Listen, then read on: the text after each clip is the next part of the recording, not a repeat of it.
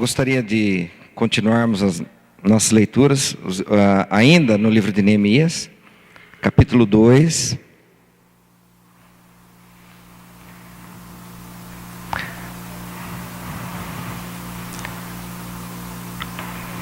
Neemias, capítulo 2, versos de 1 a 10.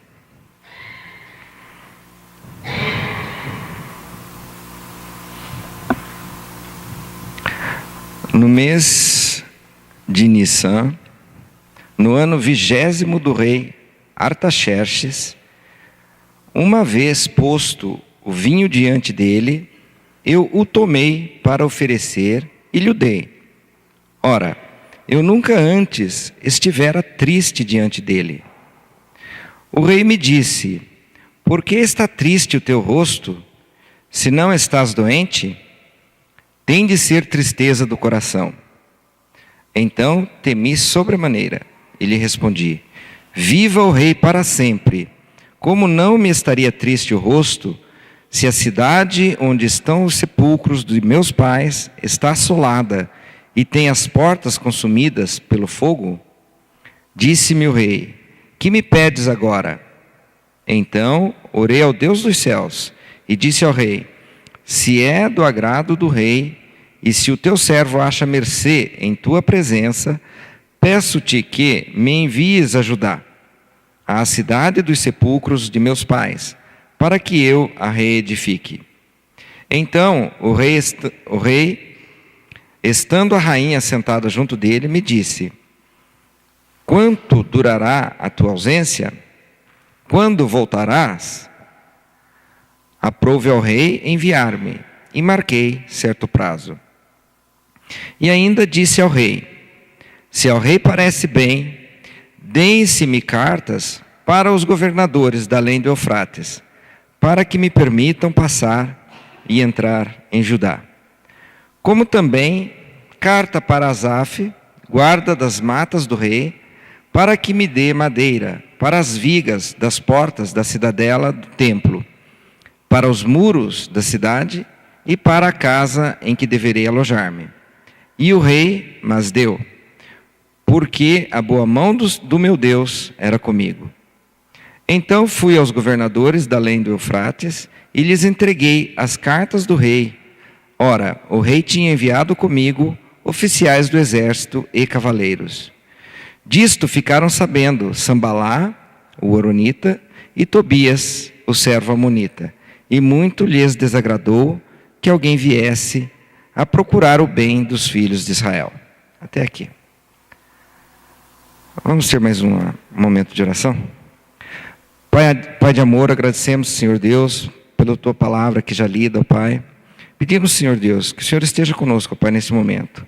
Que ela seja para a nossa edificação, ó Pai, que seja para a honra e glória do Teu santo nome, ó Deus. É o que te pedimos nesse momento, ó Pai, em o nome santo de Jesus. Amém, Senhor.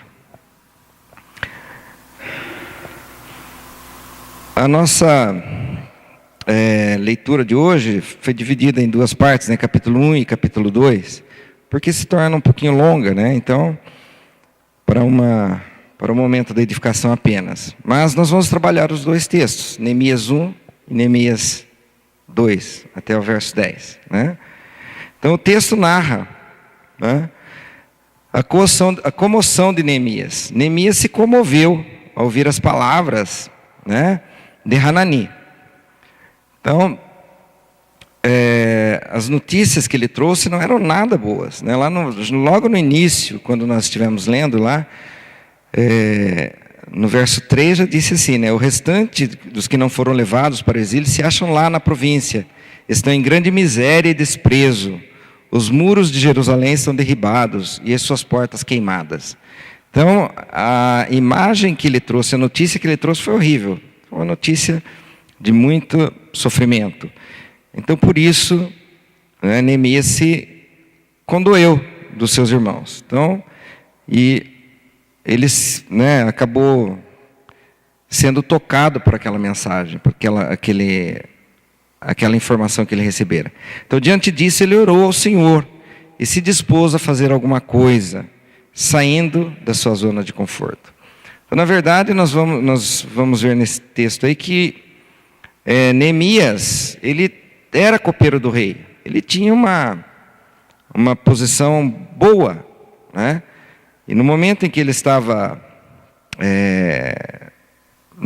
em que é narrado aqui na Bíblia, ele estava numa situação de conforto, bem, né, um trabalho que lhe proporcionava ter uma tranquilidade. Então ele não precisava se preocupar com ninguém, né?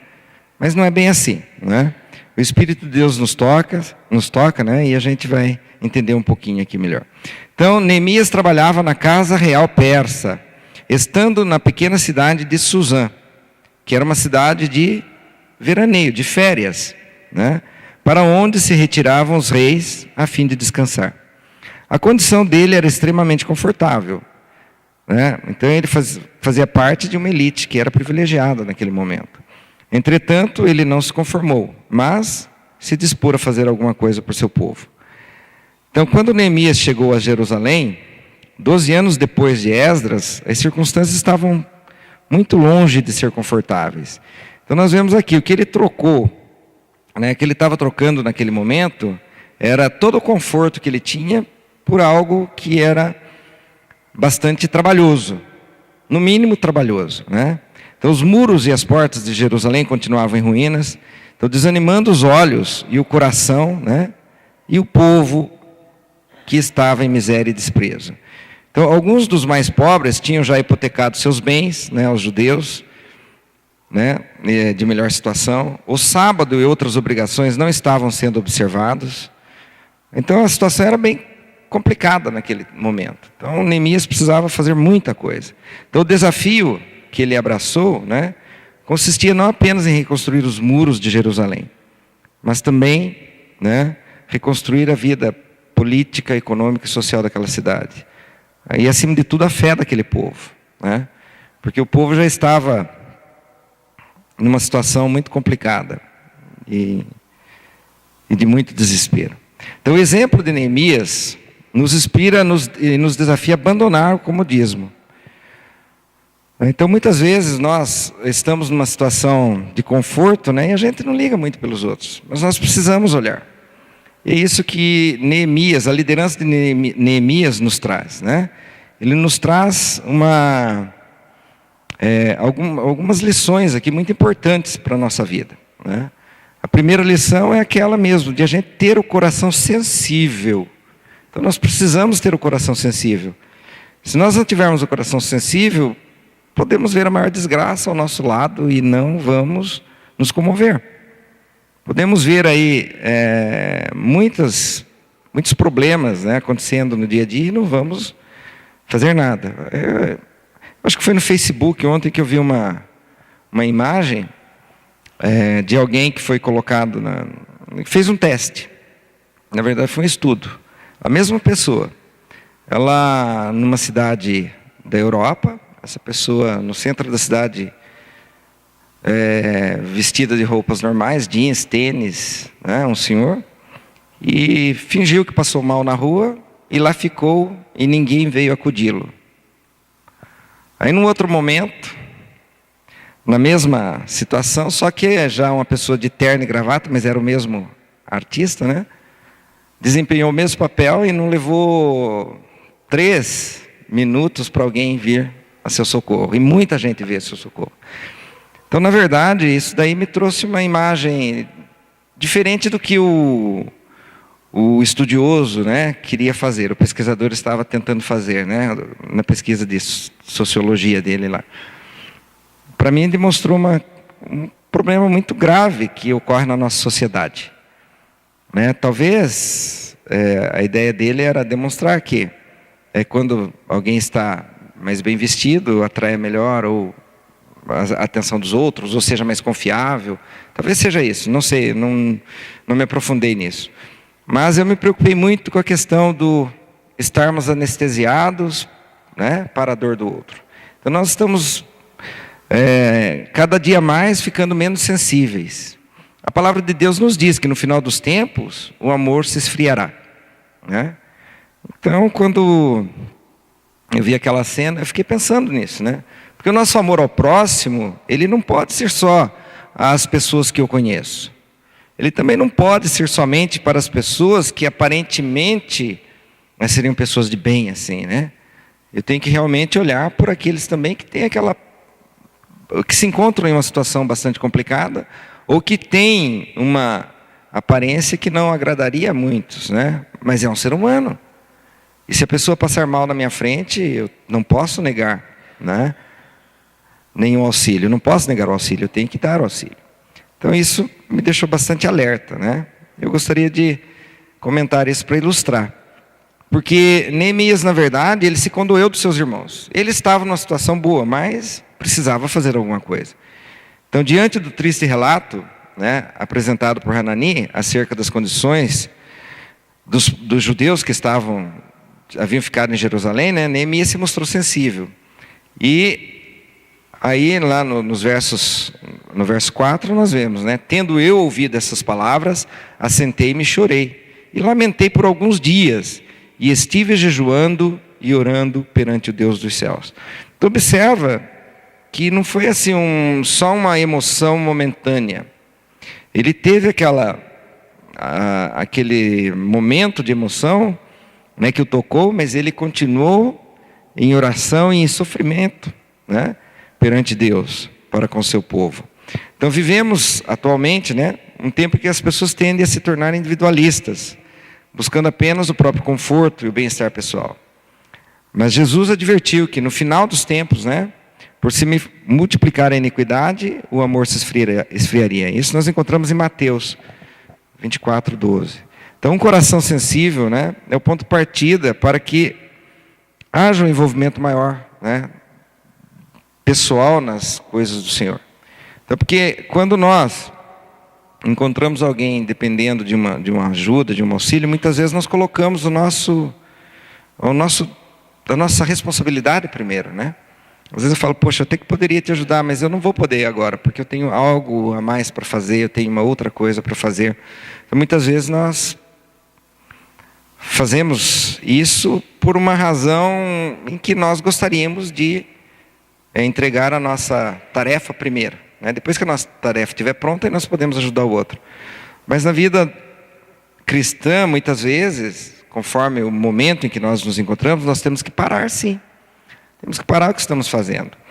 Também essa situação aqui, essa ilustração, só para encerrar esse assunto aí, nós tivemos aí recentemente um problema de um senhor que sofreu um ataque, né, cardíaco diante de um hospital do coração, e as pessoas que estavam no ônibus tentaram levar essa pessoa para esse hospital, e a história só veio para a mídia porque se tratava de alguma pessoa que tinha uma certa fama, e aí apareceu na televisão, né? E aí com um pouquinho mais de ênfase, uma ênfase um pouquinho maior. Então, se um hospital, né, equipado, porque um hospital do coração é um hospital equipado para alguém que sofre um ataque cardíaco, pelo menos espero que seja, né, se omite de fazer o seu trabalho, né, então nós começamos a ver que realmente o amor ao próximo está se esfriando, não tem outra explicação. E o interessante é que a mulher tentava explicar para os atendentes na recepção, e eles sequer se moveram. Sequer se moveram. Então, aquele estado de letargia que aparece, não estou dizendo aqui que é a ordem do hospital, que seja, né? Não sei o que acontece, mas no mínimo as pessoas deveriam se condoer do outro. Não era um fato grave, né? Um ataque cardíaco, não é uma brincadeira. E ninguém o socorreu, né? Graças a Deus que nós temos, né, servimos a um Deus que muitas vezes não nos desampara, e nós sabemos que aí algum poderá dizer assim, nossa, mas graças a Deus que eu fui socorrido, né? Ocorre muitas vezes de mesmo nós estarmos numa situação parecida, mas Deus não nos deixa desamparados, certamente. O propósito que Deus tinha para isso eu não sei, mas para ilustrar a nossa vida, como o ser humano hoje está vivendo, né? Eu acredito que daqueles atendentes que estavam lá, nenhum deveria ser cristão, nem de nome. porque para negar um auxílio a alguém naquelas circunstâncias é muito complicado. Teriam que pelo menos tentar ligar para o diretor do hospital, né? É um fato ocorrido aqui no Brasil, né? E numa cidade com grande capacidade de atendimento, com vários outros hospitais. Então foi omissão de socorro no mínimo, né? Para não dizer falta de amor cristão. Mas vamos continuar então. Aí nós tínhamos comentado, né, que Neemias ele traz para nós, né, esse texto de Neemias nos traz algumas coisas. Primeiro é a comoção, a sensibilidade. Nós precisamos nos sensibilizar. Nós precisamos também ter uma vida de oração. Precisamos aproveitar oportunidades. Precisamos planejar e precisamos agir. Então são esses 5 pontos fortes vamos dizer assim, na administração de Neemias para conduzir a solução desse problema que apareceu na vida dele, que é muito importante para nós lembrarmos, né? Então, Neemias não se limitou a chorar. Então, a vida de oração dele, ele não se limitou a chorar e a ficar lamentando. Então, muitas vezes a nossa atitude é essa. A gente tem um problema, ao invés de procurar uma solução, a gente fica só se lamentando, esperando que o problema se resolva sozinho ou que alguém o resolva para a gente, né? Mas Neemias não fez isso. Neemias fez o quê? Ele interrompeu o lamento, ele lamentou um pouco, né? Mas ele interrompeu o lamento, que durou alguns dias, e se pôs a jejuar e orar. Essa etapa, né, de oração intensa de Neemias aí, durou cerca de 4 meses. Então presta atenção, nós às vezes, né, queremos que o problema se resolva da noite para o dia, né? Existe uma certa urgência, uma vontade de que ele seja imediato, mas não é sempre assim. Então ele soube esperar e orou por 4 meses. E orou só para começar a agir, né? Então o jejum e a oração nos levam à reflexão, produzindo em nós confissão. Então, leva em nós produzindo a confissão. Então, nós precisamos refletir muito sobre as nossas atitudes. E Neemias realmente confessa o pecado seu e dos seus antepassados, né? E dos seus irmãos que lá estavam. Então, no capítulo 1, verso 7, diz lá: temos procedido de todo corruptamente contra ti. Não temos guardado os mandamentos, nem os estatutos, nem os juízos que ordenaste a Moisés teu servo. Então aqui no momento é um momento de contrição, em que ele entrega a Deus, né, e confessa a Deus os pecados. Então muitas vezes nós precisamos encontrar esse momento, reconhecer que estamos errados. Porque é muito comum, a questão, hoje de manhã foi falado do perdão, né? A questão do perdão é mais ou menos essa: se não há arrependimento, né, como que eu posso abrir o meu coração para Deus, né, se eu não estou arrependido? Então, normalmente eu não faço isso quando eu não estou arrependido de verdade. Então, arrependimento é a chave realmente para que Deus possa nos ouvir. Então, se eu realmente tenho um problema, né, e de repente esse meu problema, durante a minha oração, o Espírito Santo do Senhor toca no meu coração que eu realmente estou em pecado diante de Deus, eu tenho que declarar a Deus, confessar a Deus, né, e derramar-me diante de Deus para que Ele possa agir, né, quebrantar. Então, o jejum produz também quebrantamento, né, e nos fortalece e nos encoraja a uma vida de oração, né? Então é sempre assim: quanto mais orar, quanto mais jejum nós fizermos, quanto mais entregarmos a Deus a nossa vida, mais nos dá vontade de fazer isso, né? Eu me lembro, né, de algo assim. Eu não vou citar o nome não, mas eu me lembro de um momento em que um dos irmãos que aqui está presente hoje, né, me ensinou essa questão do jejum. Eu não tinha não pensava muito na questão do jejum e da oração, mas eu aprendi, né, que esse irmão me disse que quando ele tinha um problema para resolver, precisava de jejuar, e jejuava mesmo, e orava para depois poder enfrentar, né, esse problema, e que Deus sempre agia favoravelmente. Então nós precisamos aprender, E jejuar não é simplesmente a deixar de comer, não é só isso. É jejuar, é orar, entregar a Deus, é colocar Deus como foco, né? Para que a gente possa realmente enxergar a vontade dEle e fazer conforme a vontade dEle.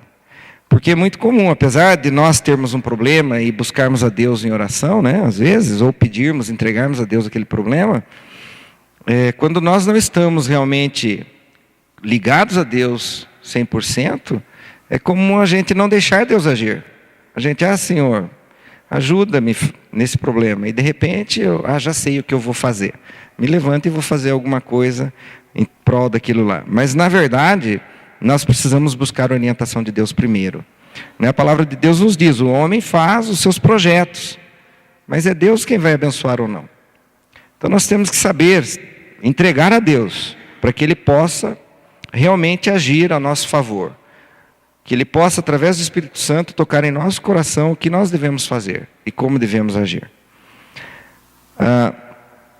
Continuando aí, então os grandes homens e mulheres da história da igreja, né, que apresentaram, né, muitos frutos para Deus, né, possuíam as raízes profundas da oração, né? Então nós precisamos entender que Deus nos engrandece muito quando nós nos colocamos de joelho. Então a ideia de se ajoelhar, né, dá uma ideia um pouco de humilhação, etc., né? Mas para Deus, Deus nos engrandece muito quando nós nos humilhamos diante dEle. Verdadeiramente derramamos o nosso coração. O item 3 de Jeremias, o item 3, né, o terceiro item que eu comentei com vocês, que é aproveitando as oportunidades. Então, Neemias havia sido colocado por Deus numa posição estratégica. Então, servir ao rei naquele momento, era claro que era propósito de Deus. Tudo o que havia acontecido era por propósito de Deus. Então, Neemias, ele realmente estava, né, diante do rei no momento em que foi oportuno. Então, foi oportuno, né? Mas, entretanto, ele estava convicto, né, e confiante de que o Senhor conduziria os fatos, né? Então, por isso ele arriscou.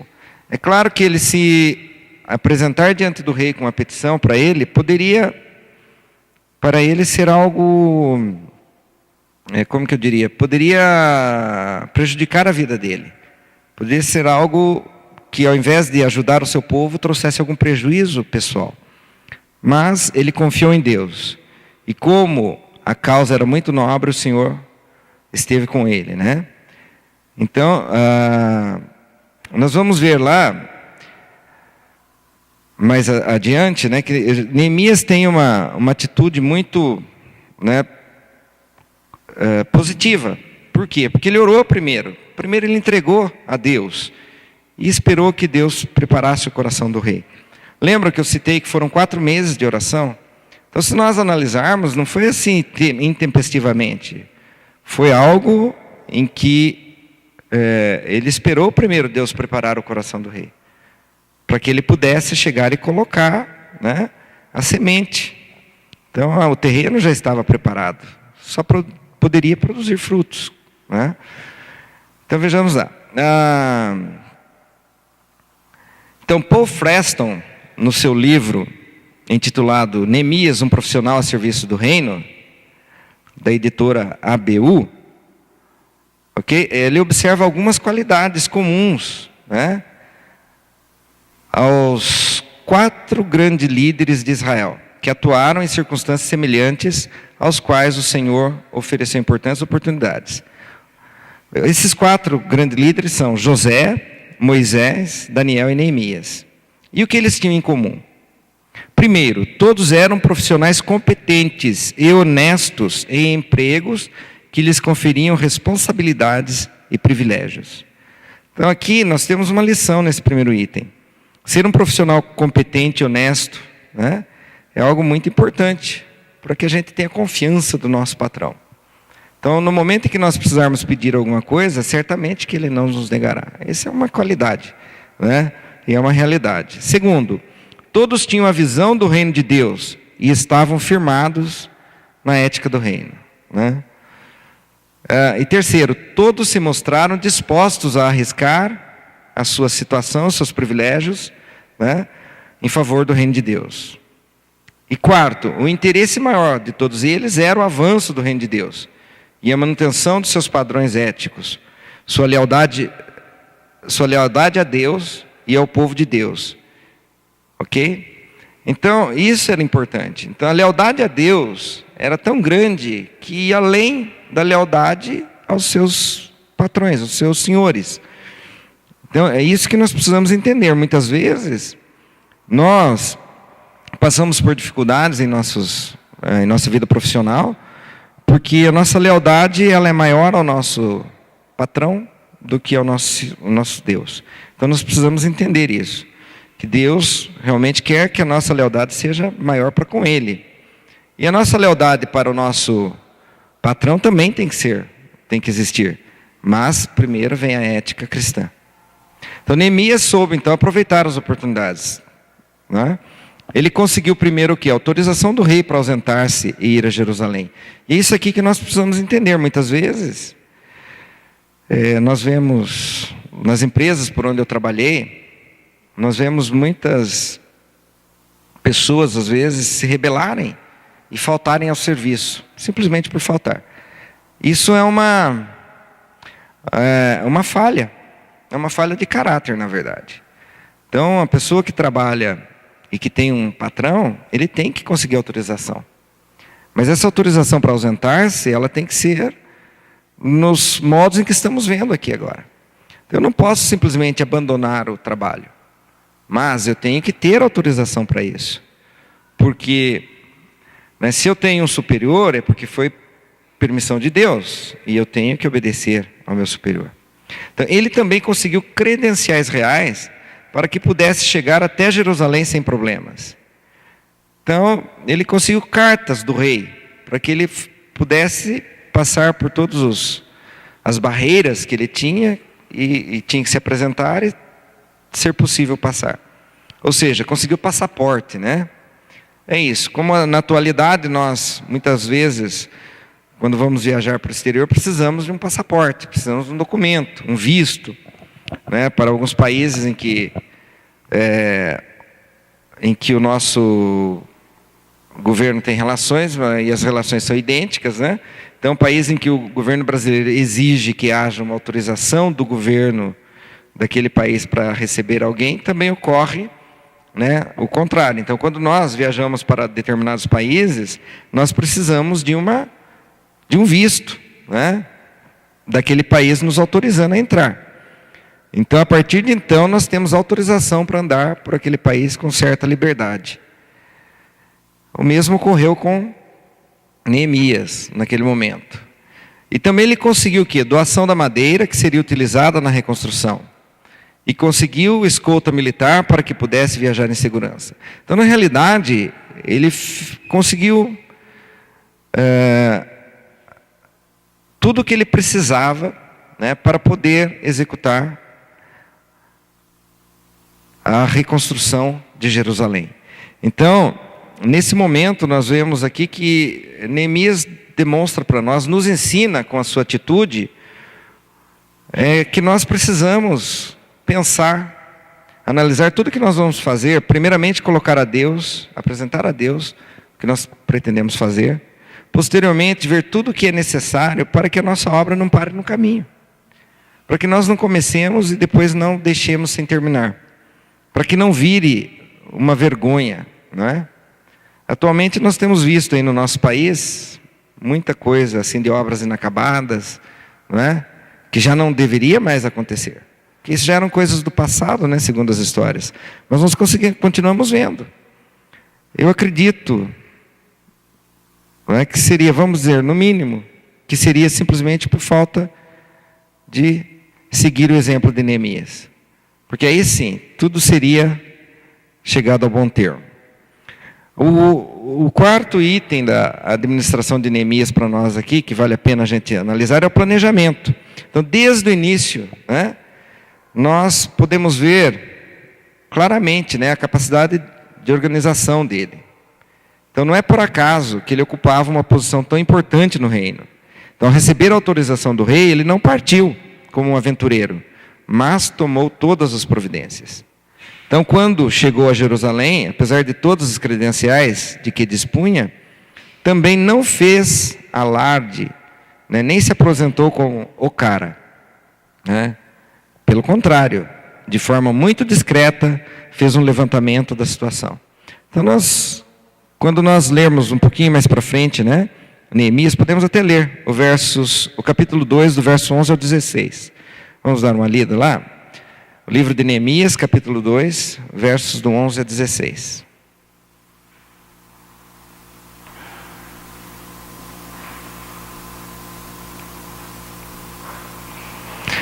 Diz assim: cheguei a Jerusalém, onde estive 3 dias.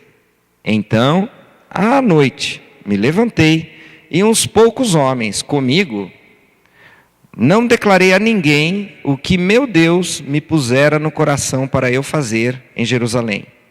Não havia comigo animal algum, senão o que eu montava. De noite, saí pela porta do vale, para a banda da fonte do dragão, e para a porta do monturo, e contemplei os muros de Jerusalém, que estavam assolados, cujas portas tinham sido consumidas pelo fogo. Passei à porta da fonte e ao açude do rei, mas não havia lugar por onde passasse o animal que eu montava. Subi à noite pelo ribeiro e contemplei ainda os muros.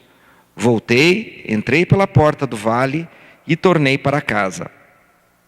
Não sabiam os magistrados aonde eu fora, nem o que fazia, pois até aqui não havia eu declarado coisa alguma, nem aos judeus, nem aos sacerdotes, nem aos nobres, nem aos magistrados, nem aos mais que faziam a obra.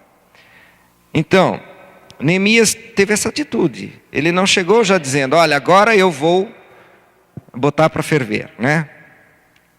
Isso aqui é um pouco velho, né? Botar para ferver, mas na realidade nós vamos ver, né, que Neemias teve assim, a humildade de chegar primeiro e analisar e entender o que estava acontecendo, fazer um reconhecimento, né, da situação. Então, muitos projetos fracassam e outros jamais decolam exatamente pela falta de conhecimento da situação e a elaboração de um plano coerente de ação.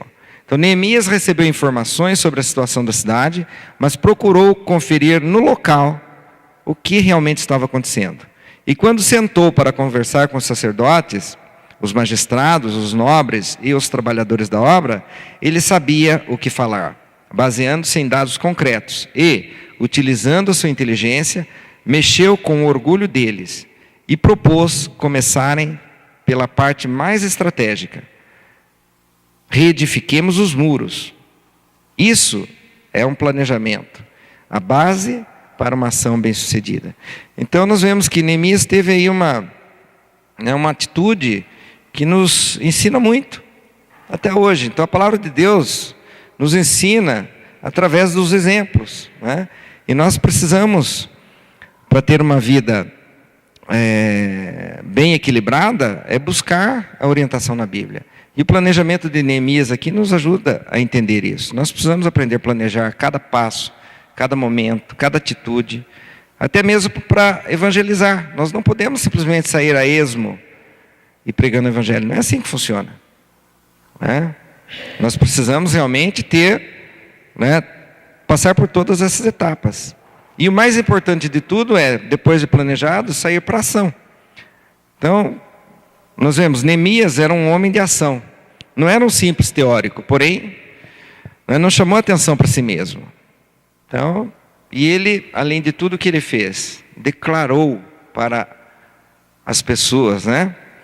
Então ele vai dizer aqui que Deus é que tinha estado com ele, que Deus é que tinha realmente propiciado tudo para que ele pudesse executar aquela obra. Então, lhes declarei, Neemias falando, lhes declarei como a boa mão do meu Deus estivera comigo, e também as palavras que o rei me falara. Ele deixou claro, né, que era apenas um instrumento nas mãos do Senhor. Diante disso, a resposta de todos foi imediata.